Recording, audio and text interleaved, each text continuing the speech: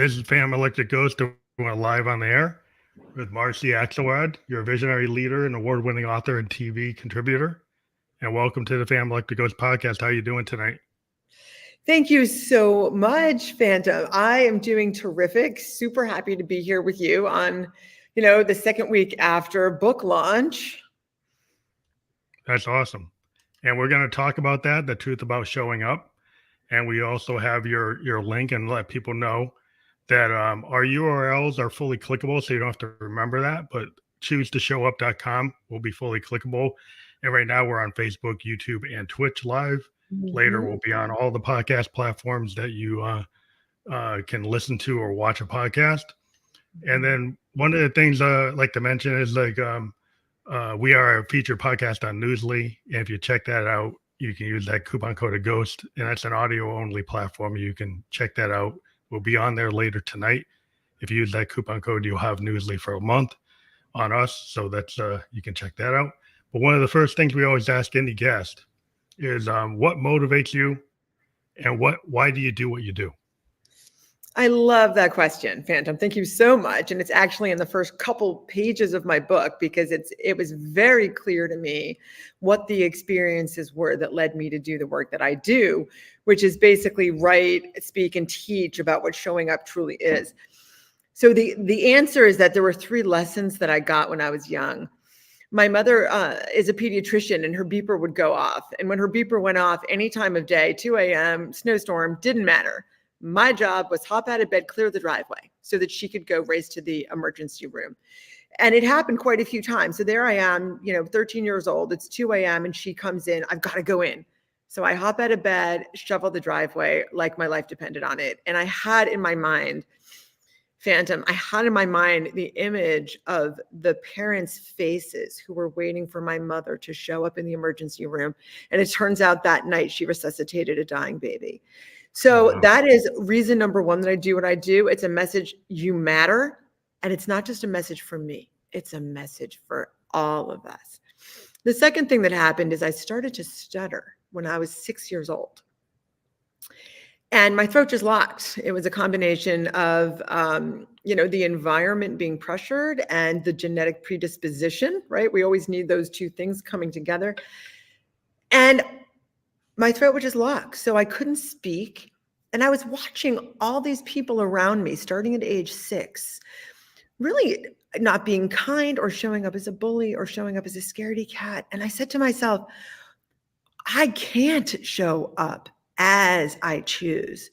But here are all these people, perhaps who can, but they're not choosing how they're showing up.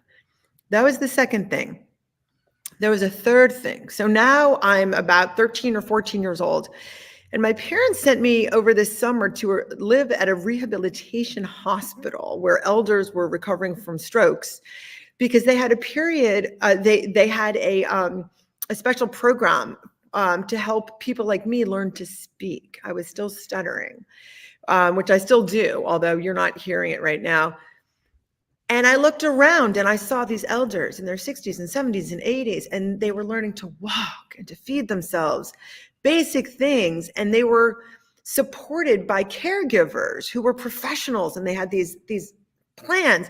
And I said to myself, even people with a lifetime of practicing showing up in a place with experts to help them and a strategic plan about how to do it, even with everything that they need, they're still struggling to show up as they choose. And I said to myself, where's the roadmap? Why is this so hard? We need a blueprint that explains what does it mean to truly show up? How were we designed to do it?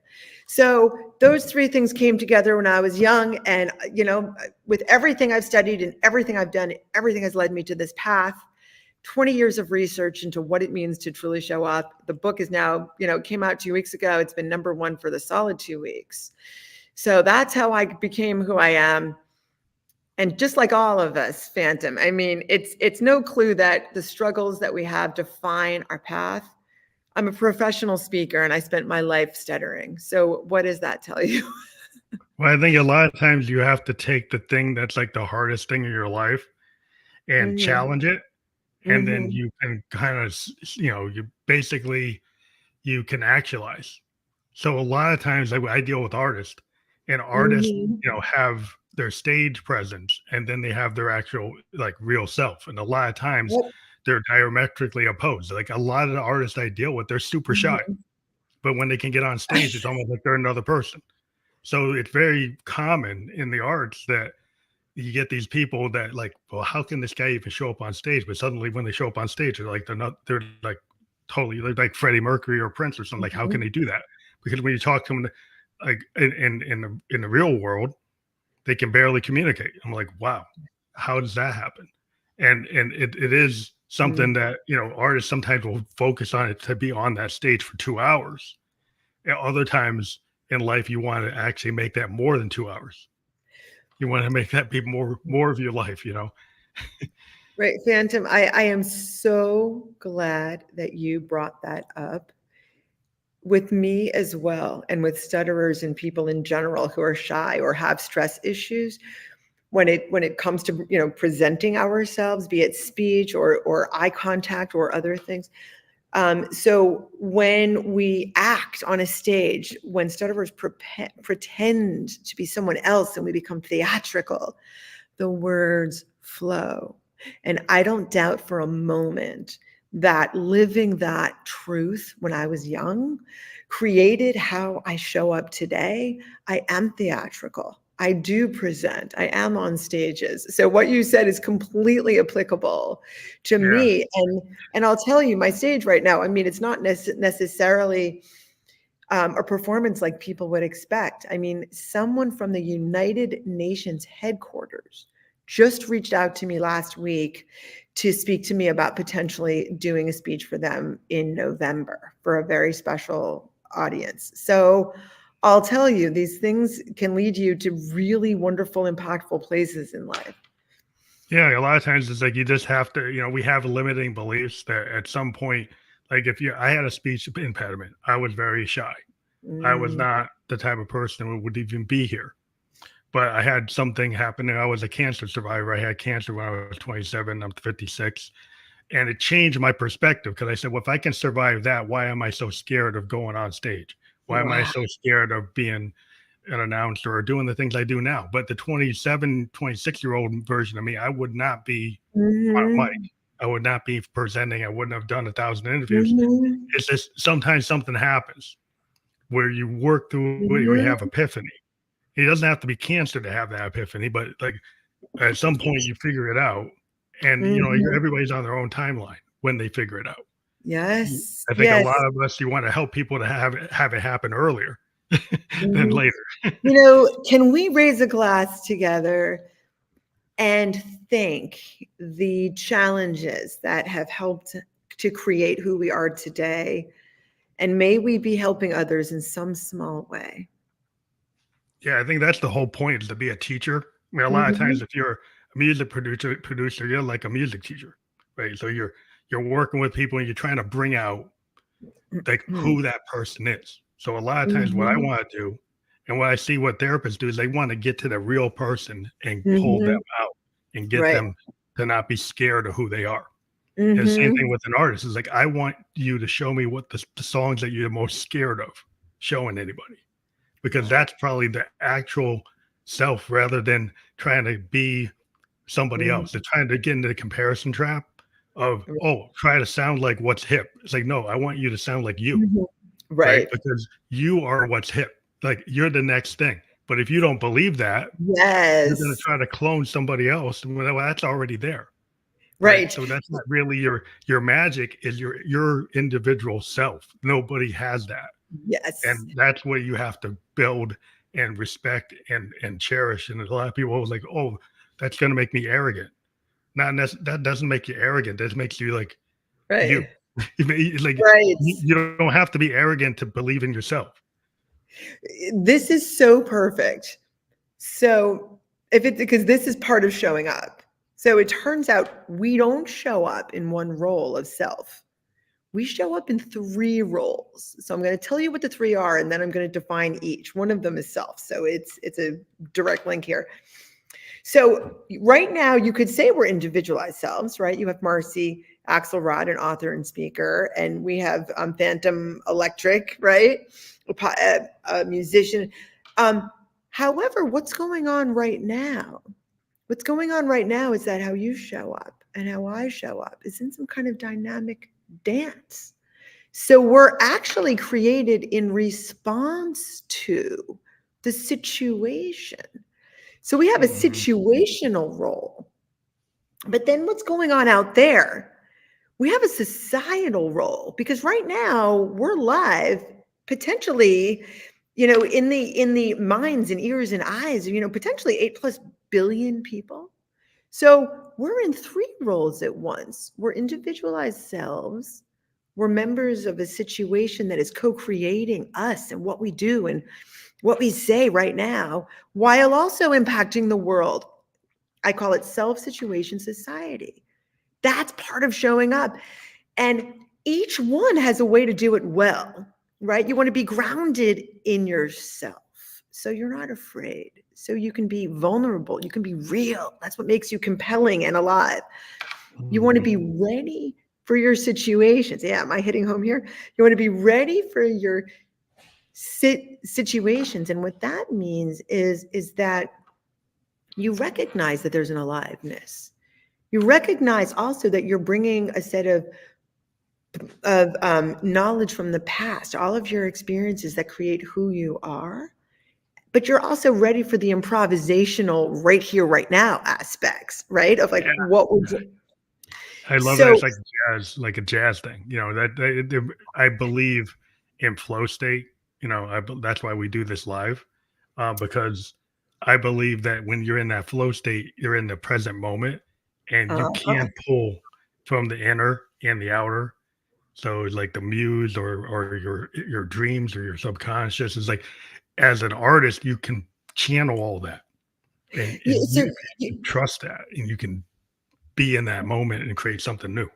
I couldn't agree more. So I was on a stage with Dizzy Gillespie. I'm a flautist, and I somehow, through a fluke, made the Cornell Jazz Ensemble. And Dizzy came on stage, and I was the only woman in the group. And he pointed to me, and it was my time to show up and improv in front of 3,000 people in Bailey Hall. And thank God I was in a flow state, because everybody seemed to like it. But you talk about jazz.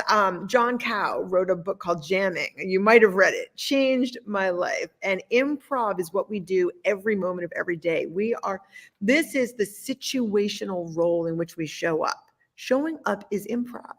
So the best that you can do is to bring your grounded self that understands who you are and why, so that you can show up in a thoughtful, calm, present way, so that the situation presences for you and you presence to it in kind of your fullness, with kindness, with curiosity, because that's when your societal role shows up, because we're impacting each other at every moment, whether or not we're on a podcast that's going out to potentially 8+ billion people this instant.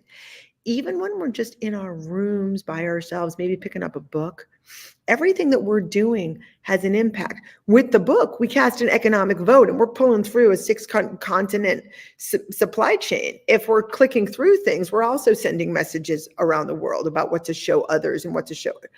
We're always impacting the world. And I want every person to take this to heart. You matter. What you do is impacting everybody right now.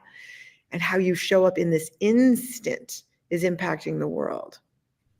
Yeah, I'm a strong believer in that, because I have a Buddhist, but we have this idea of the law of attraction, and then I'm a sound designer, musician.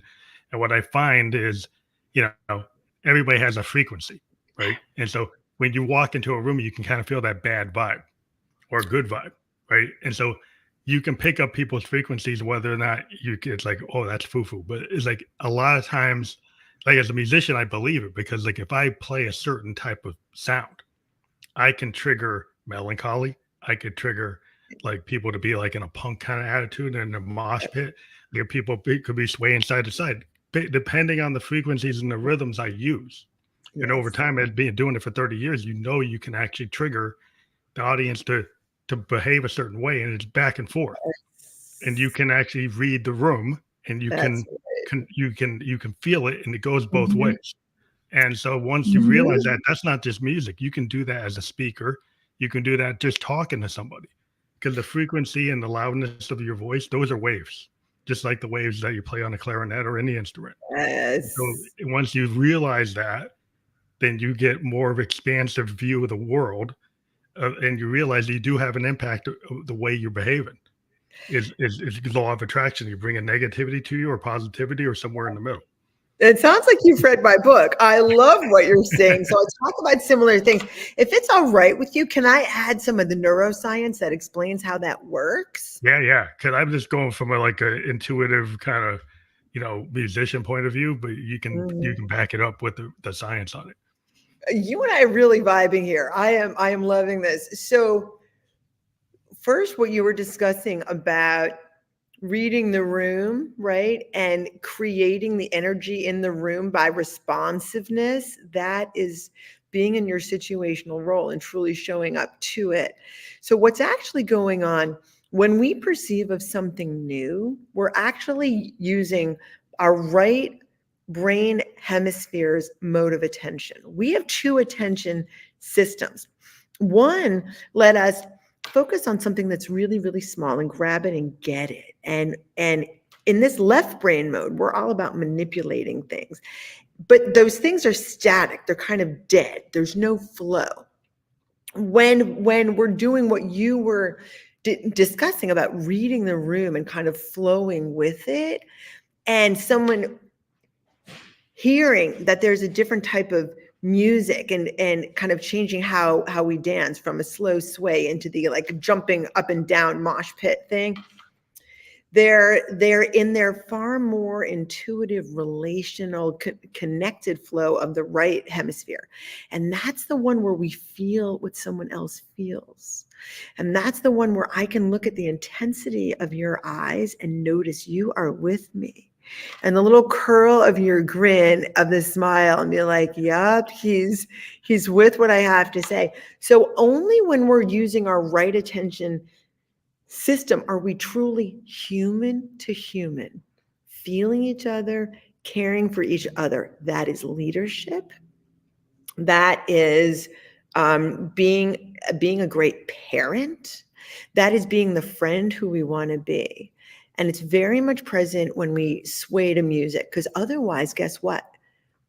It would be abstracted. The music would come across as, oh, that was 5 C's. Oh, and then there were 2 C sharps. It would be a jumble of data, and it would Yeah. mean nothing. And that's what the left hemisphere does. Yes. So that's the difference there. And we anyone who's interested, contact me, because this is really important stuff, because our society today has so much mental illness and anger and violence, and what's going on the college Yeah. campuses with the tents and all of that, because of what's going on in Israel and Palestine. That is left-brained stuff. That is when we're not human to human. That is when we are human to object, and we're more using our left grab it, get it, manipulate it mode. And that is not a good way to show up. That's not when we're going to leave the legacy that we want to leave. And that's not when we're going to lay in bed at night feeling healthy and satisfied. Yeah, I mean, I'm coming from, I don't know. I went to school with a Socratic method. I went to Bowdoin College, and so a lot of the thinking we had back then, and and these kids should be in that kind of frame, but they seem to have lost it. Is the idea is like you learn like to understand things so that you can actually not just remember something so you can pass an SAT, but actually have critical thinking so that you can Mhm, discern and apply knowledge in the correct context, right? So that you can understand, mhm, sociology, like how do I deal with the microcosm and the macrocosm, and not just think it's mhm, a theory from from any of the great sociological, canons, but actually figure out how to actually make that theory work with humanity, right? To understand how to take knowledge and apply it instead of just being in a camp that's left wing or right wing or whatever. And I think we've gotten these points where people just want to, they're just like this or that. and they're not learning about the gray areas where you have to have negotiation and Right. diplomacy and actually understanding and empathy. And it seems that is that all hippie stuff, or is that something we should think No. about? No, so right. So what you said is also described in chapter 2. It is a very big part of showing up because life exists largely in the implicit reality. It's in the sense that we have. It's in the intuition. And anytime we have a sense of quote knowingness, it's because that sense of what is right is coming from a deeper place. So it's this area that's neither black nor white, but maybe the mixture of the black and white that lets us recognize this is the right way to relate in the moment, or this is the right way to cast my vote, either with my money or with my ballot or with my behavior, right? I'm going to show up a certain way because of something that's deeper, something that's meaningful within my why, not my what. And by the way, a comment on why. When the why is truly meaningful, it's based in a who. It's in a who. This is for others. This is for this person. This is because I care about my team. This is because I care about how my company shows up on this planet. Right? The real meaning of a why is truly a who. Who does it serve? Because like Who a does lot of it times, like, what is the point of what you're doing? Like, you ask somebody, like, "Well, no, I want to have $1 million." Like, what are you trying to do with $1 million? Like, is it that you think you're going to have Mhm. security, or you think you're going to have independence? Well, you Right. could have security and independence, and it doesn't have to be $1 million. So That's right. maybe you've got the wrong goal, right? And you're not figuring out, like, who are you, right? And who are you trying to show up for? What are you trying to do something? Are you trying to help your family? Are you trying to help the microcosm or the macrocosm? Do you have something that you Mhm. want to share that crosses microcosm and macrocosm? So like, what is it that you're trying to get about? And a lot of times people lose because they just like, well, I want to be on the bandwagon of whatever they think is the popular trend, or they're trying Uh-huh. to reinvent what they think activism is. But then they didn't really study activism and understand like what the goal was. Was like maybe the goal was peace? Well, you get peace through war, or do you get the peace through negotiation? So you have to. It's like, what are you trying to do? Right. So the macrocosm that you're talking about, this is the societal role, right? We show up as an individualized self, a member of a moment, which is this reverberative jamming dance of improvisational life, right? And we're a member of society, self-situation society, right? And I believe is that what you're getting at with the word Yeah, with well, I the studied like, yeah, macrocosm? like the microcosm is more the individual, like in your Mhm. individual world, and then the macrocosm is like your societal impact. Is like we studied like in sociology, riots, right? So like somebody throws a Mhm. rock, and there's a bunch of people around them. They had no intention of throwing that rock, but they get a permission structure because just one person did it, and then they all do it, right? Yeah.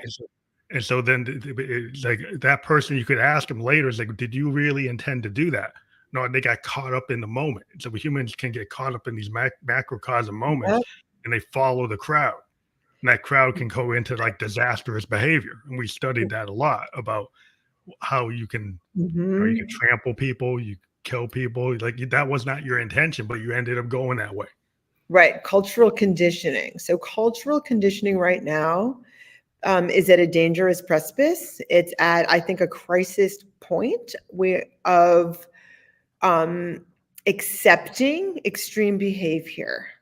And the extreme behavior that we should be accepting is compassion and kindness and being in service of the greater good, because the greater good serves us as well. Every- So, if it's okay with you, I'd like to get into what the self is from a show up perspective.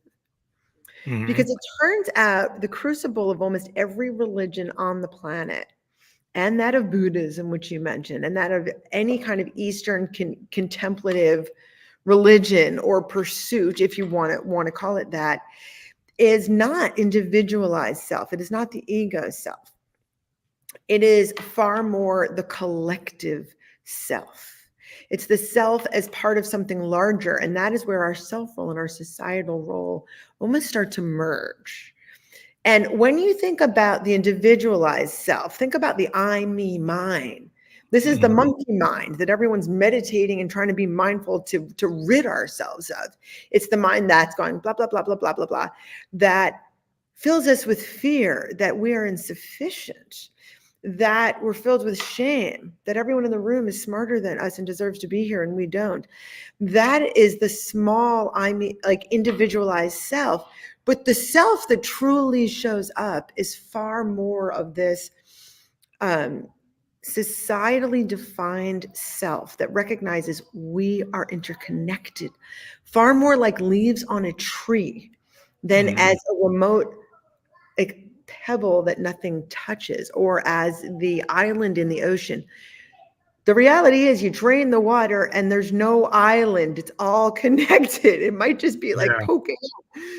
Okay, we are drops of water in an ocean. So we are each a full and complete instance of the whole, while also being identifiable as separate from. But separate from or distinct from does not mean separate from, right? You might feel like we are not connected with others. We might feel that way because our language teaches us so. The word intelligence teaches us so, but really we are all individuals more than individuals. And we are all intelligent more than intelligent.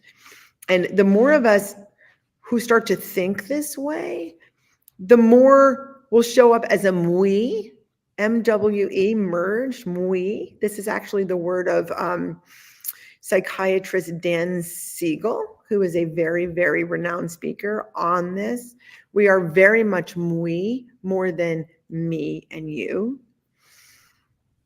Yeah, I think a lot of times today, I remember one of the terms in sociology that we were really keying on was like anomy, which is like the lack of social norms, your lack of like social ethical standards. And we would say they were suffering from a macrocosm level anomy with like a lot of the society today. And Western society compared to like Eastern society, I lived in Japan for like 2 years. What I noticed is like, it was interesting kind of behaviors. Like in Japan, they like a lot of the people on the sidewalk, I would walk through Shibuya and they're all walking the same direction. But all the foreigners, right?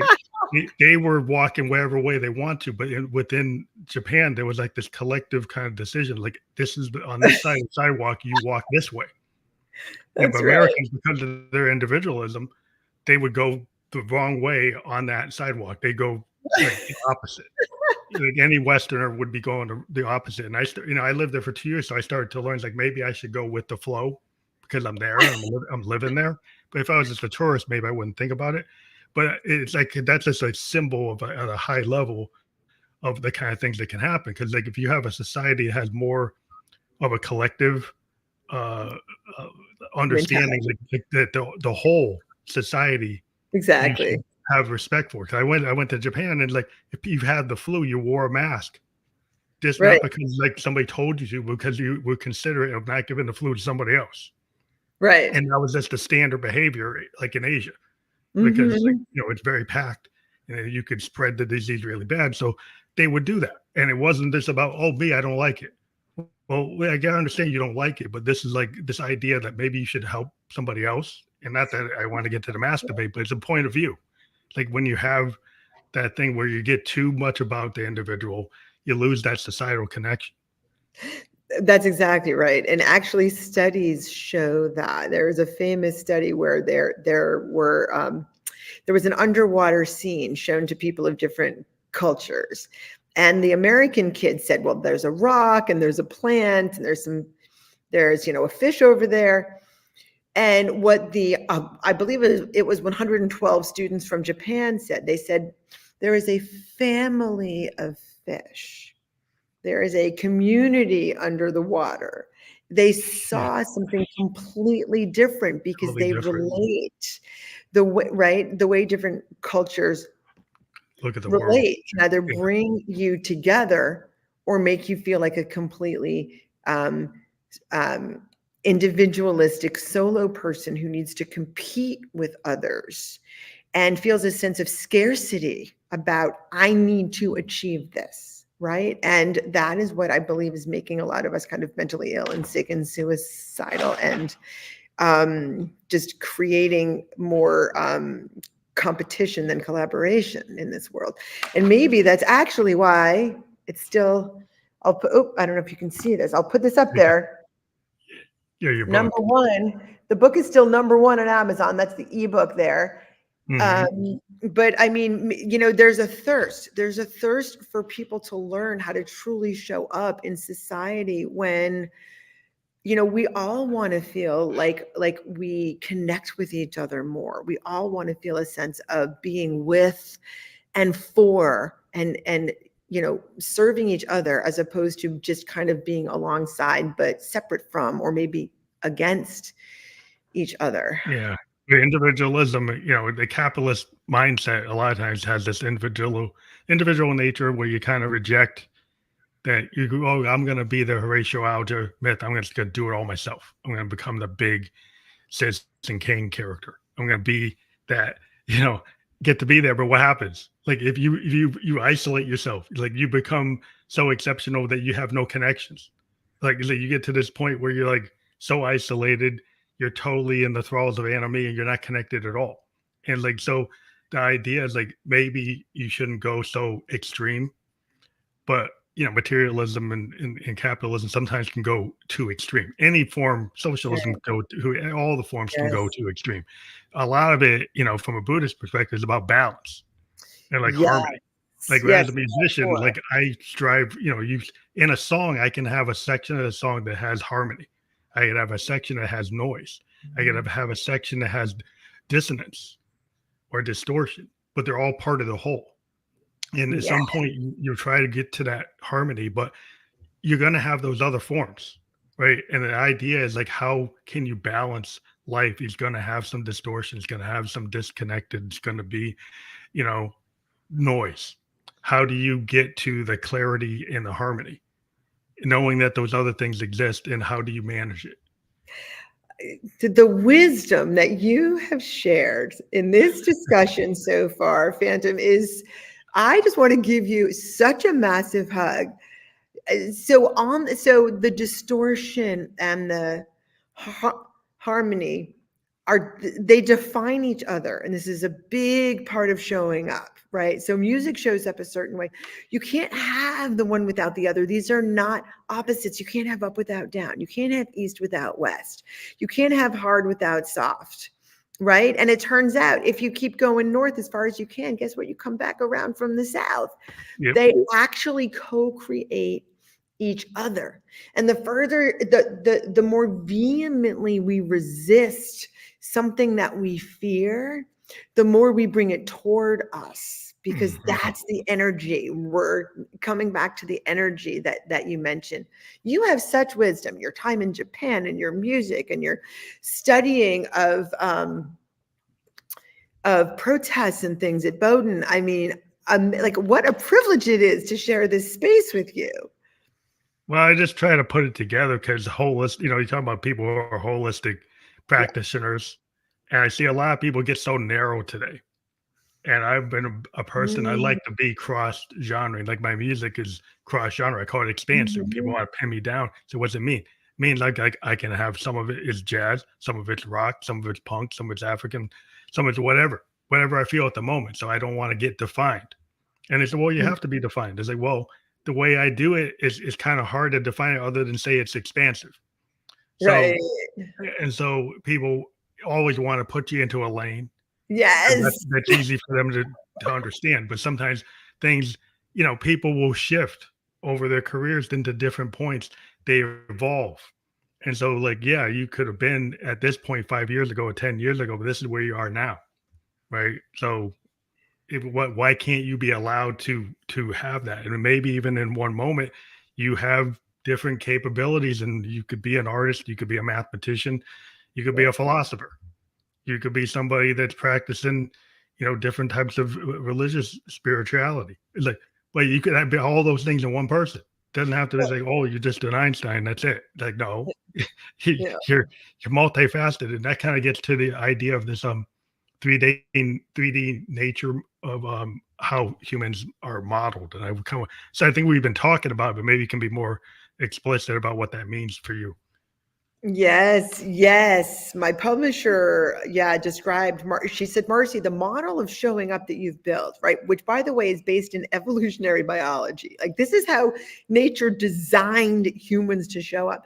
The publisher said, your model paints the picture in 3D of how humans are designed to show up by nature. So what she's talking about, the model has 3 roles, but there's actually a skill for each role. So let me add that.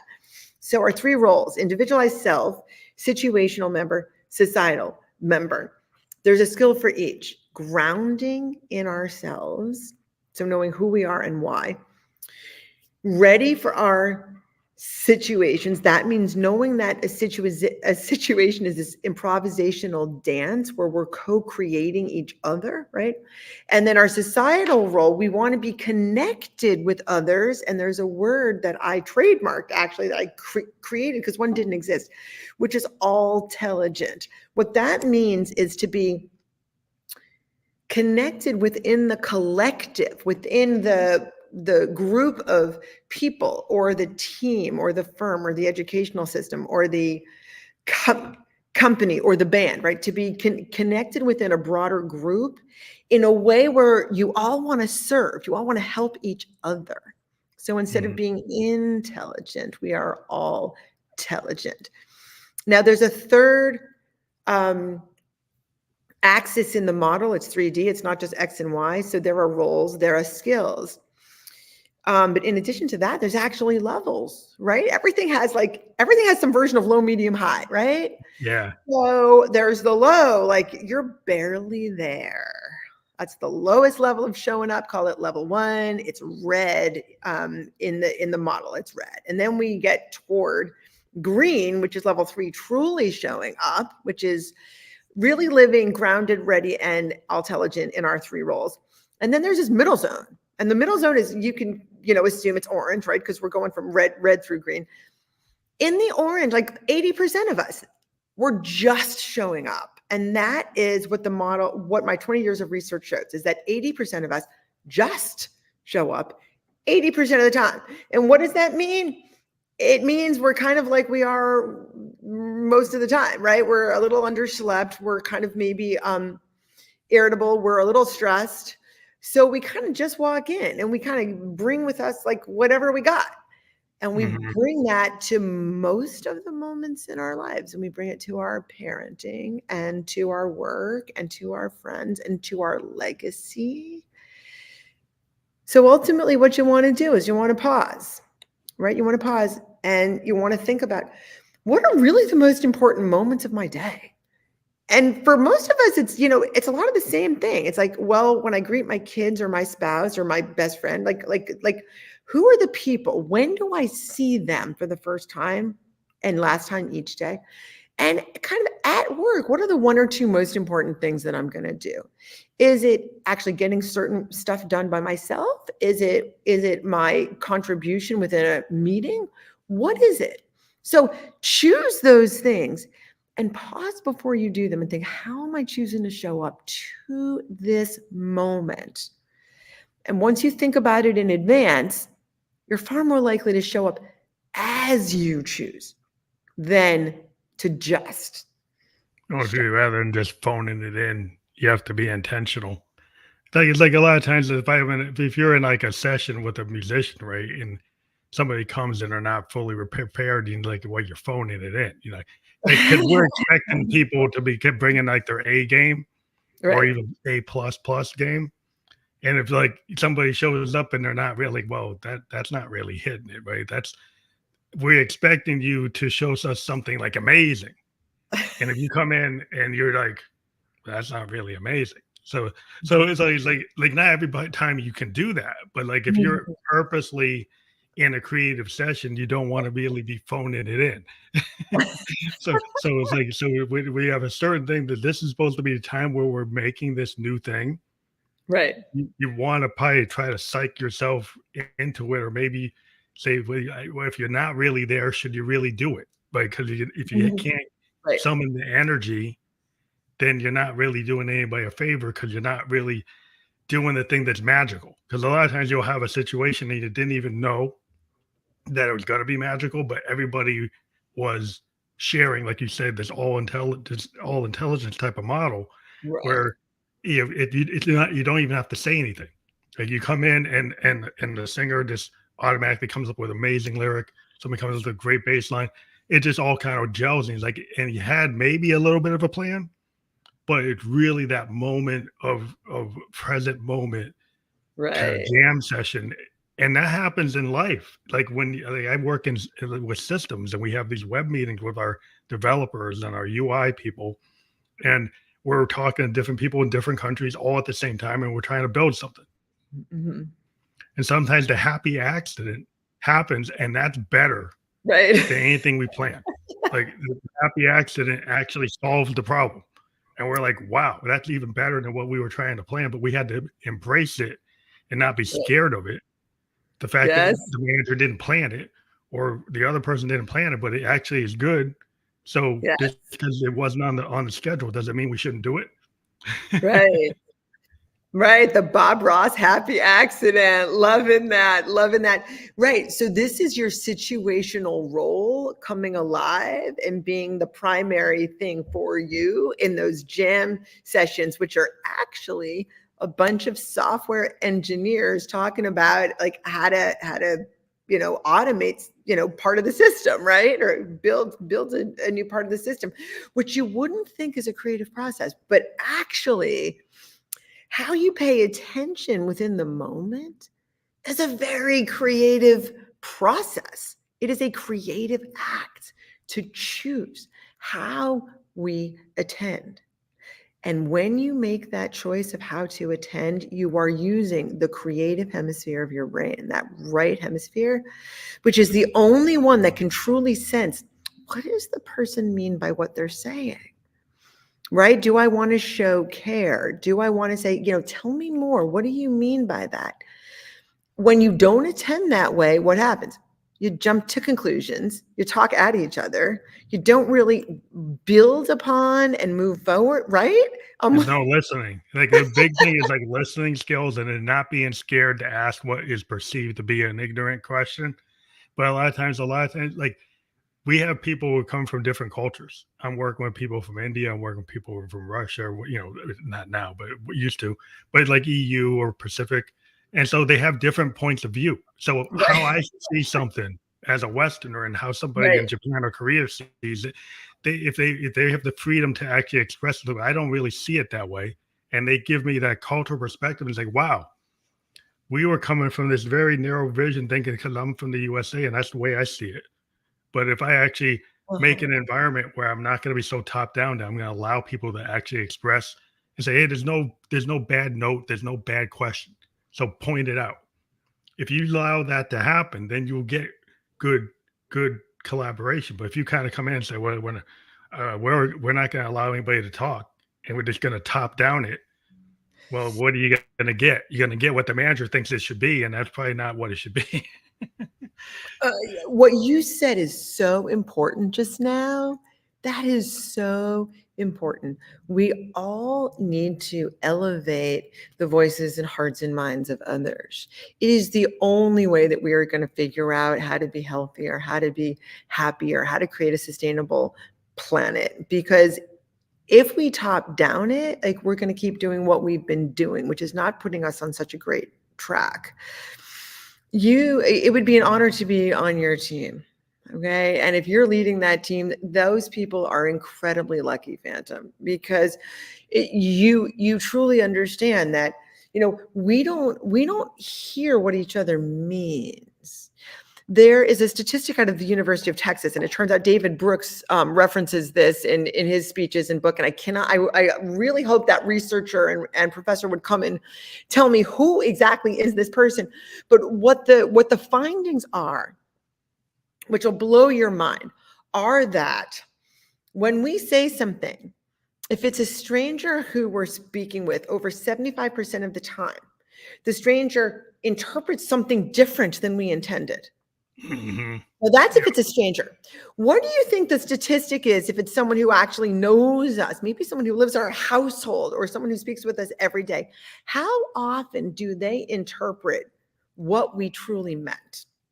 What's your I guess? think it's probably like there's a disconnect. I think in society, what we've seen, I think from my sociological studies, is like people don't really hear what you're saying. Even people that know you, you could talk to your wife, and husbands and wives, they do this all the time. That's why there's like high divorce, because like it's like did he really what Pop said to Mom?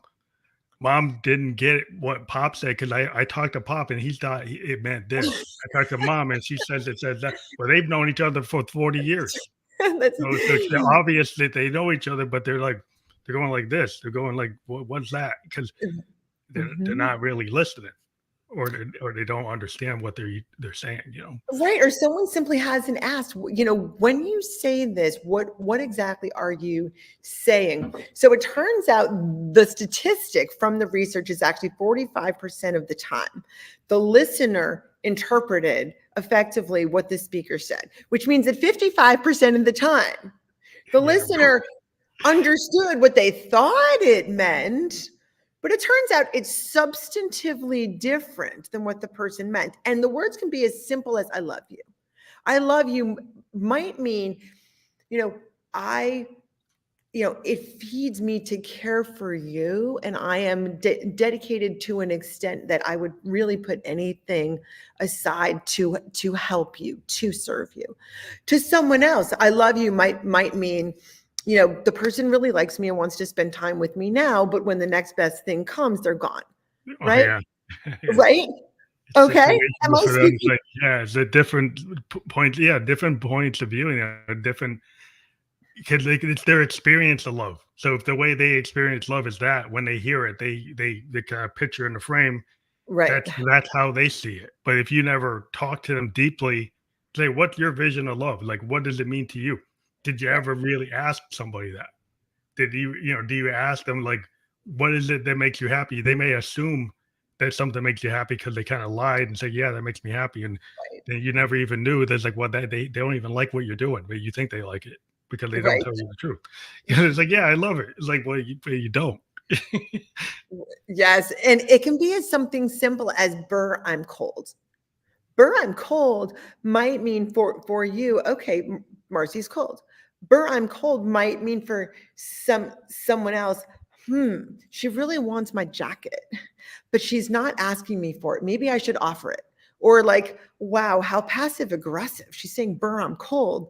Instead of saying, "Phantom," like it would, if you're not, needing it, it would be really wonderful if I could wear your jacket for the last 10 minutes of this podcast, right? It Yeah, means yeah, something totally different. And the thing is, no one is intending to walk away not fully being with the other. They might be listening really, really well. It's simply that the same exact words mean something within the context in which someone else grew up.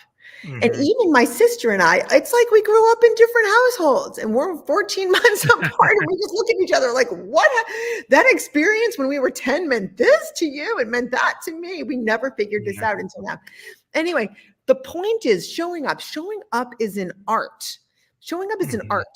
And the more we understand about the definition of how nature designed us to show up so that we thrive, the happier and healthier we're all going to be, and the more likely we are to create the world that we want. So I really, really, really want to thank you for creating the space for me to share with people that there truly is a model, and that, it's just simple, right? We aren't just an individualized self. There's a situation right now, and you're in it. All of you, look around. right? There's something going on that you're responding to, just as you said, Phantom, right? We are culturally conditioned by what's going on around us. And what we do matters to to all of society. So let's interact in a way that serves everybody, and then we'll feel good about ourselves. And definitely, I totally am vibing with this approach, because the law of attraction is like big in my head. A lot of what we do is like, if you move toward the positive, then you attract the positive. If you have a positive mind frame, then things will Right. happen. If you kind of down in the dumps, well, it's gonna melancholy is gonna like just be all around you. If you Right. try to radiate more self confidence and more, you know, less limitation, then Mhm. the opportunities suddenly start showing up. It's like, why does that show up? Because you believe it. So if you choose Yes. to show up believing and not being Yes. so negative, then you can have a positive effect on the macrocosm and the microcosm. It's both ways.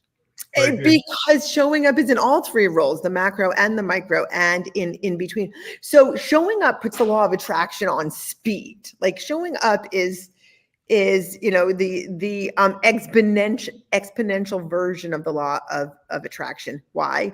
Because everything shows up. So what it does with the law of attraction is it puts you all on the same page. It turns your self-focused mirror outward, so Mhm. that the world can reverberate with you. Why? Because it exists within the situational role that we're all in. That is how we bring the law of attraction to life. It's in the moments of our life. And it shows you how to merge the I and the collective into the situation, so that now there's this we that's going on. Mhm. So you actually receive what it is that you're envisioning and what you want and what you put on your vision board and what you write about and talk about and have gratitude for and all of that. Well, it's very vital, the discussion we have. And I want to let people also know that they can click on choosetoshowup.com. I'm assuming they can get all the information about you in your book there. And Yeah. Yeah. The that's book's fully all. clickable everywhere that we're published. It's not clickable now, but you will be able to click through.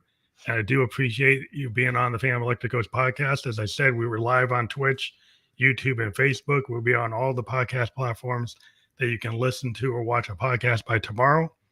And I wanted to thank you again for being on the show. Phantom, thank you. This has truly contributed to me in such a big way. I'm taking you with me. So thank you. Thank you. Have a good night.